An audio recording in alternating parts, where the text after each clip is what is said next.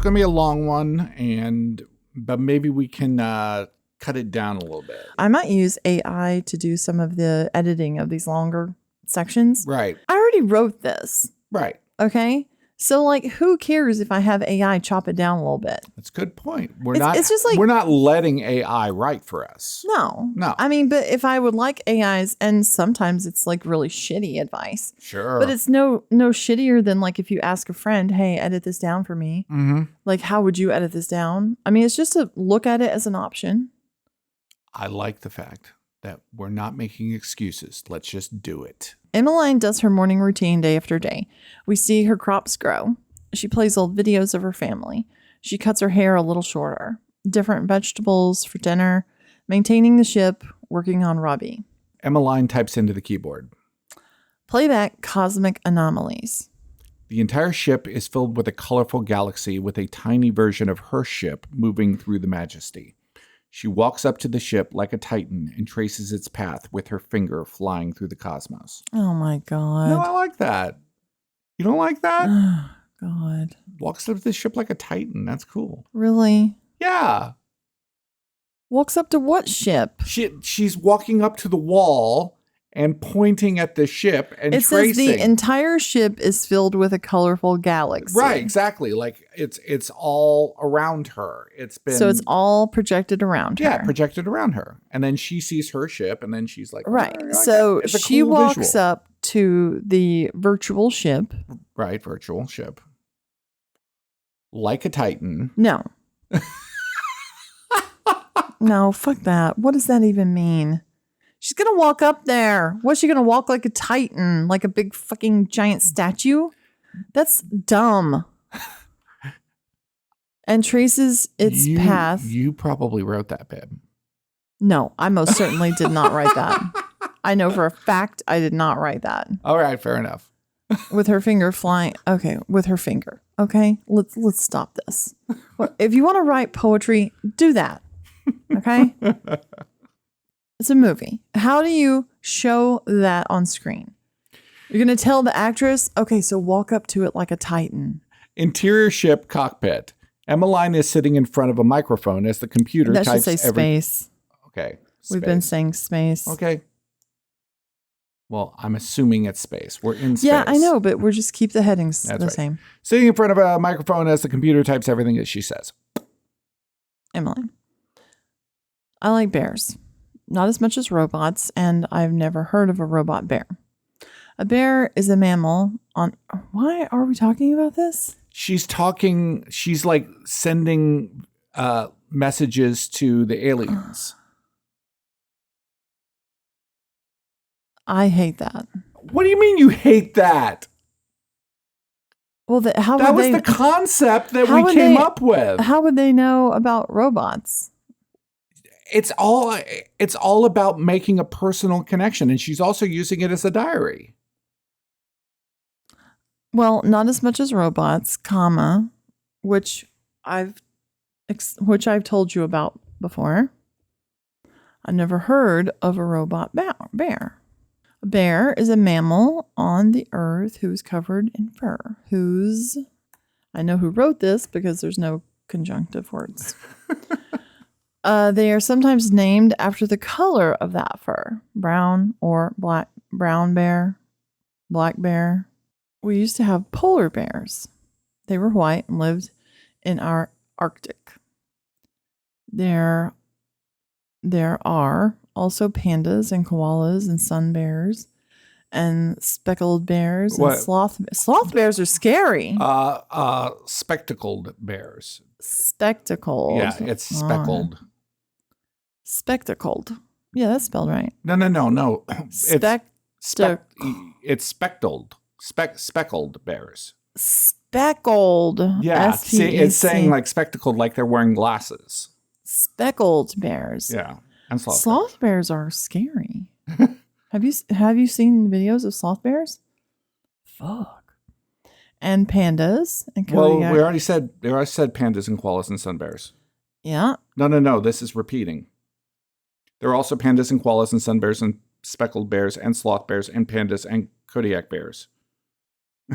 Well, so that's repeating. sloth bears, Kodiak bears, and even a Himalayan blue bear. I think that would be a proper name. Even though it's not really blue and it's kind of all the other bears rolled into one. Almost forgot grizzlies. There are more too. Some of my favorite bears aren't even real. There's the country bears or the Berenstein bears. But my favorite is Winnie the Pooh. He has a lot of friends and they're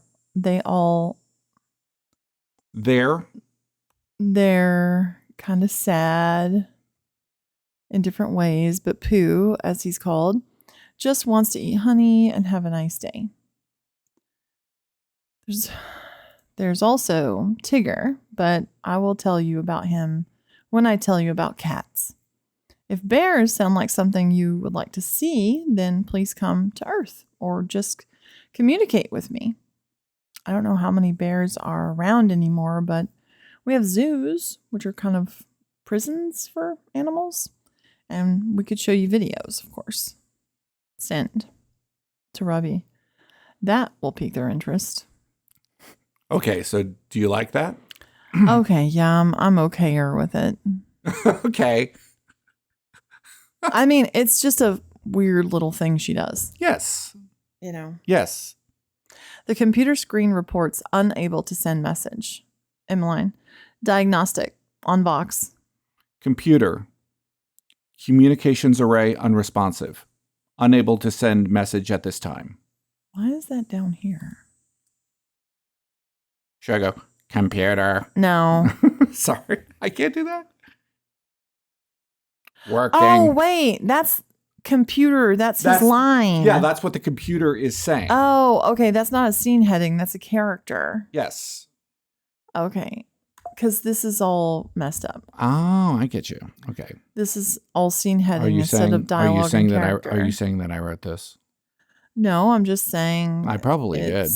I would be proud. I would be proud if I wrote that whole bear monologue. It's just the wrong format. Right.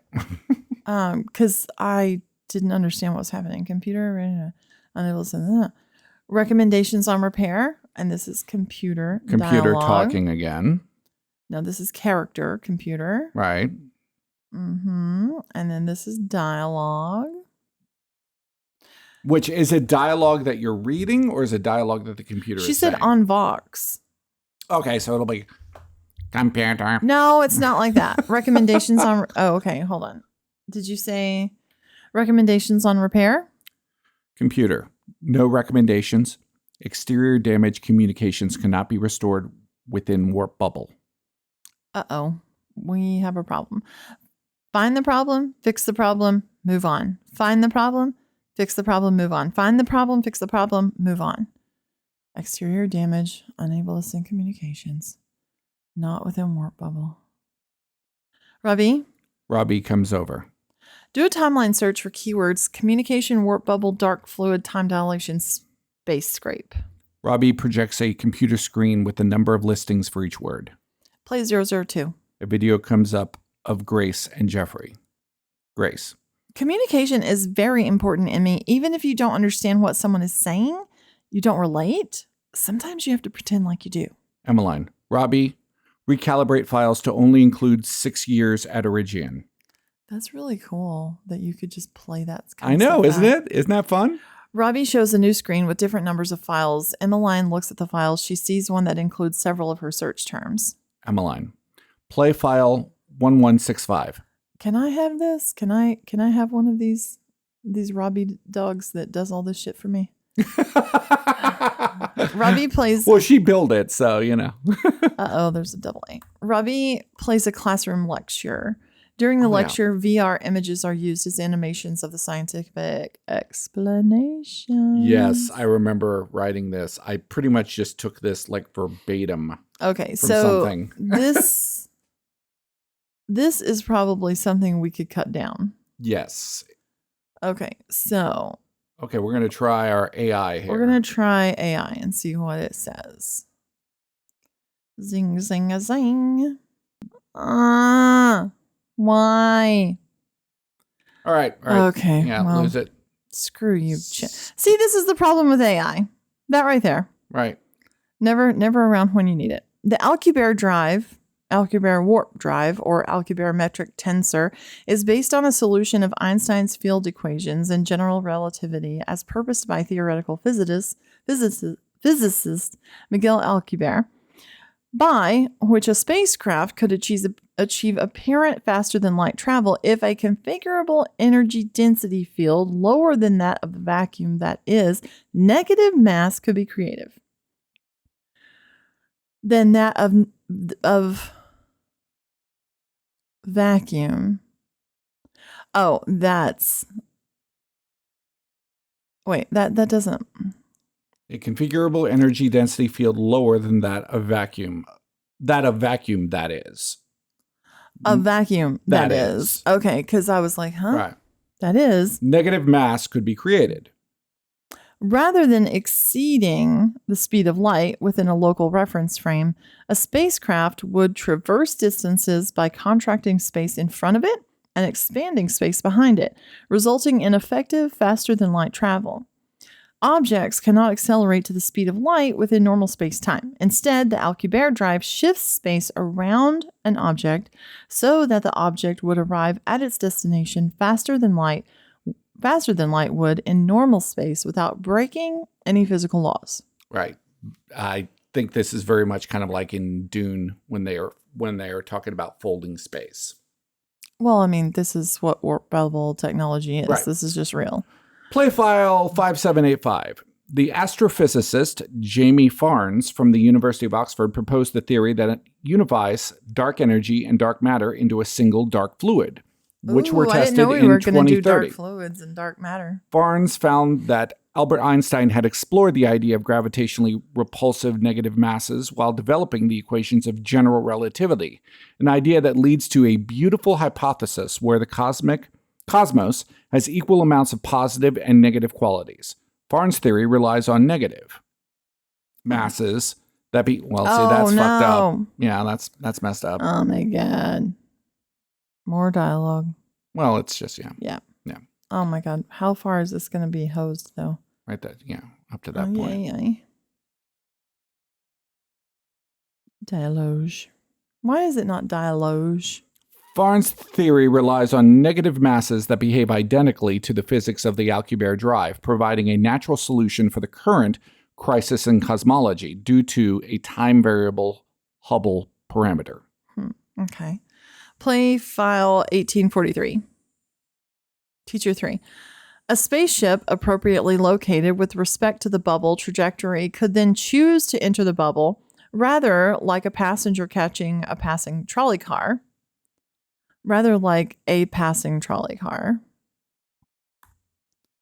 And thus make the superluminal journey, as Krashnikov points out, Causality.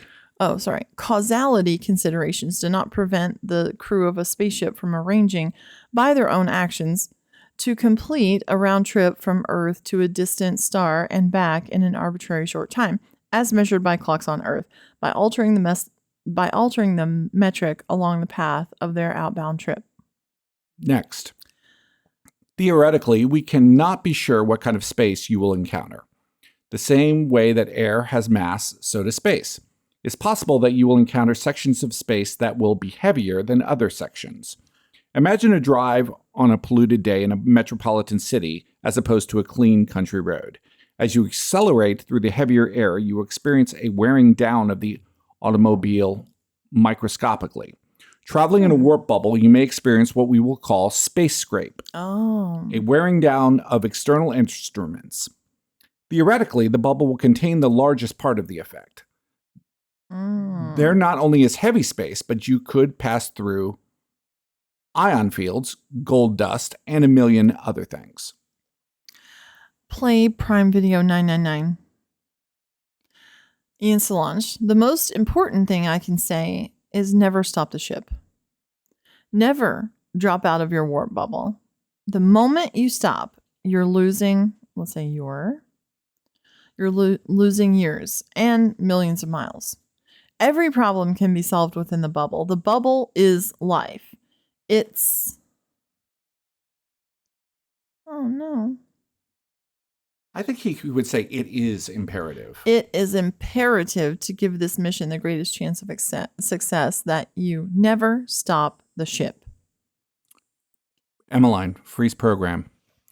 Never stop the ship. Never stop the ship. But the mission is to make contact, Robbie. We can't connect anyone right now. We can't contact anyone right now. We can't contact anyone right now. Find the problem. The problem is we can't communicate without falling out of warp. Fix the problem. We can't fix the problem without falling out of warp. The bubble is life. Move on. We can't move on. Emmeline grabs a pad and paper and starts scribbling insane equations, impossibly fast. She checks her math. It costs us valuable time. What if I do make contact? I couldn't communicate with them or back to Earth. People don't like it when you can't communicate with them. They might get it. We might make them mad. I think we have to risk it, Robbie. Emmeline flies into action. She scurries around the ship with a canvas bag, picking up various tools and wires. She also finds a long rope and cuts it into various lengths. She opens cabinets and gathers communication components. Her bag is getting noticeably heavy. Emmeline, it's a good thing this stuff will be weightless out there. She drags her tools to the airlock and puts them inside. She takes off her uniform and puts on the suit that is provided for emergency spacewalks. She goes to the command center of the ship and types into the keyboard. Stop Alcubierre warp drive. Suddenly, all the lights on the ship go to a deep red tone and a holographic image appears before her of Ian Solange. I am programmed for emergency situations. Emmeline, this is an emergency. I cannot communicate. Stopping the warp drive is not an option. But if I can't communicate, then there is no point in me being out here. Stopping the warp drive is not an option. Override hologram. Stopping the warp drive is not an option. Emmeline thinks for a second and chooses her words carefully. In order to move on, I have to stop the Alcubierre warp drive. I need you to trust me. I was trained well. Let me do my job. Please. Find the problem, fix the problem, move on. The hologram seems to process her plea. The lights on the ship change back to their normal spectrum. Ian, the ship is yours. The hologram disappears. Emmeline looks at Robbie. Something I said worked.